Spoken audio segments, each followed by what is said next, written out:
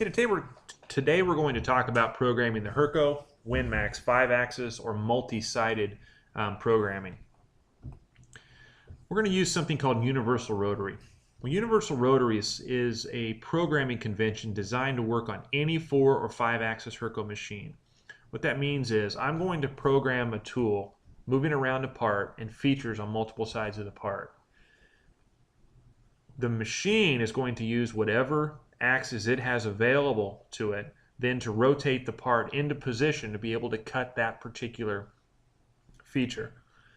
I don't have to concern myself with what kind of machine configuration is this particular machine. If I say I want to work on the back side of the part and the machine has an A axis, B axis, it's going to know how to rotate. If I'm working on the left side and it's a swivel head or C axis, the same program will work on any of these machines. As long as the machine has enough axes available to rotate the part into the position or orientation that I've asked, it'll do so. Programming is going to be very easy because all of our rotations are incremental from our original workpiece coordinate. So we're going to find one part 0 and everything is going to work from there. So the second time I set this job up, the third time, fourth time, all I have to do is find one part 0, one location for my part 0, part setup, and then everything else is going to be an incremental reference from that done within the program. So how do I do that? Well, I'm going to do that by first moving the origin point. I'm then going to rotate the work plane that I'm going to use, which means I need to orient the tool perpendicular to whatever side of the part I'm going to run.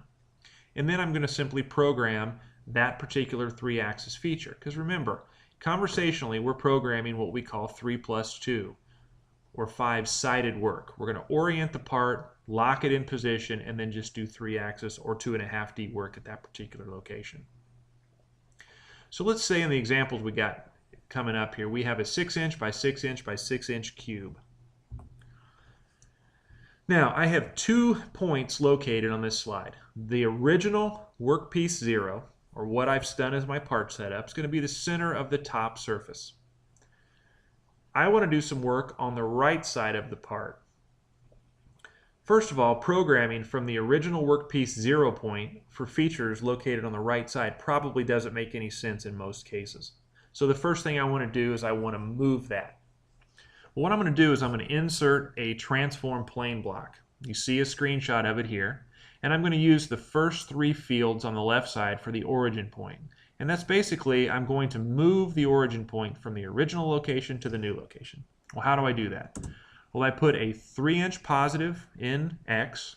That means I'm going to give a roadmap basically. How far and in what direction do I go from the point 1 to get to point 2? I'm going to move 3 inches positive in X, 3-inch negative in Y, and 3 inches negative in, or 6 inches negative in Z. That's then going to locate everything that I do on the right side, or from this point on in the program, will be referenced to that new point. So I have moved my origin point. Next, I need to rotate the tool so it is perpendicular to the side I'm going to work on. And how do I do that? Well, I use the rotation angles. In this particular case, I want to rotate the tool around the y-axis 90 degrees. Now again, we want to picture the tool moving around the part. I do not want to picture moving the part.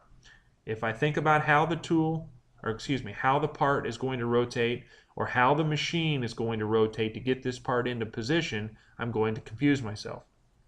So I literally would leave my block alone and move my tool. So I'm going to rotate around the y-axis 90 degrees to get the z-axis perpendicular to the right side. Now what I have done is I have oriented the tool in the correct perpendicular orientation that I need and created the work plane that I'm going to need to work on that side of the part. I would simply go ahead and program whatever 2.5D geometry that I want using my conversational blocks, and everything that I have available in 3-axis is now available to me. And then I'm going to end that side by using something called a transform plane end. When I put the end back in there, everything reverts back to the original 0. I am now programming from the top side center again. So I would just continue this for every other side of the part as I rotate around the workpiece doing whatever features are necessary on the print.